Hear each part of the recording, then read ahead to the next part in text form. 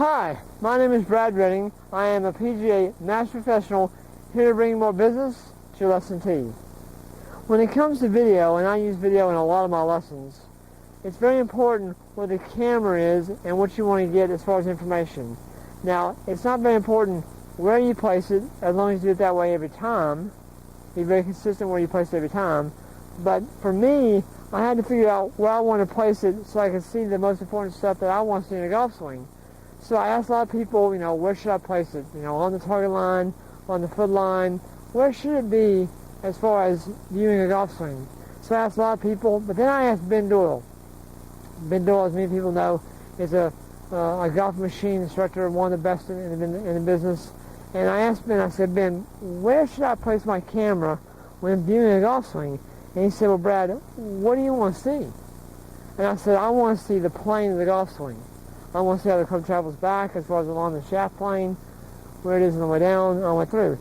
He said, here's what you do. Get you a plane board and place it on the ground on the same angle as the club shaft address.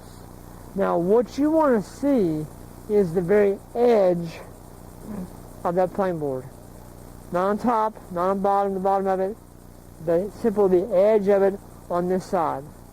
If the camera was too high, I would see the top of the plane board.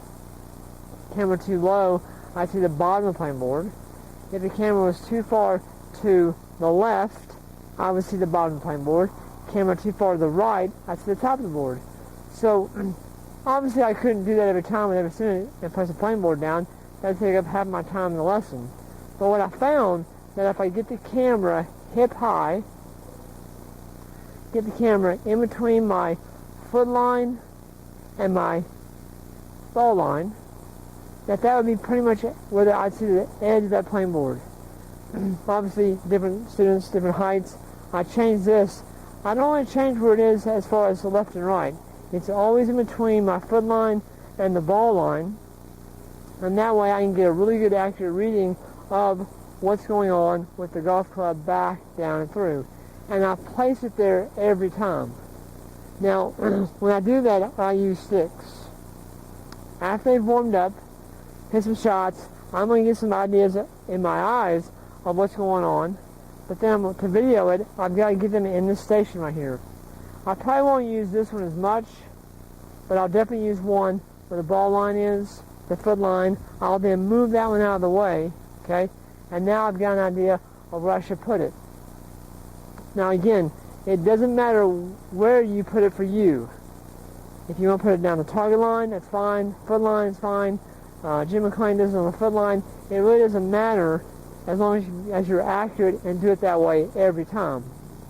A few other key elements. One, you've got to have it on a tripod. I never have anyone hold my camera. Too much shaking going on, too much movement going on. It's got to be on a tripod. And if you're using like an iPad,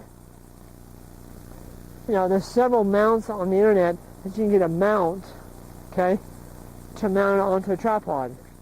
I use a pretty expensive tripod in my teaching, but when I travel, I have a simple small one that I use, $14 at Walmart. So you don't spend a whole lot of money as long as you get accurate on where you want to place the camera.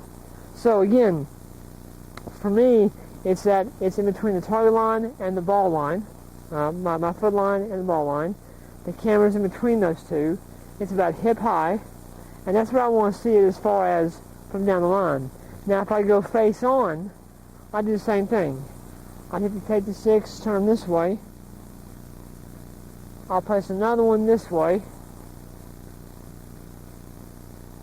and I want the camera 9 degrees relative to my body, 9 degrees relative to my body. That way I can get a very accurate reading of where it is for ball position, hand position, and that helps me get a better idea of what's going on in the swing from face on. Again, camera's about hip high, but I use these sticks to help me understand where they are relative to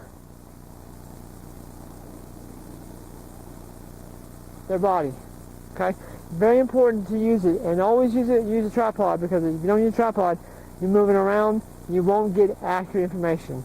So again, here's how I use my camera in my lessons, how I get accurate readings of what's going on in the swing, and I'm sure if you use this method, it'll help you get and bring more business to your lessee.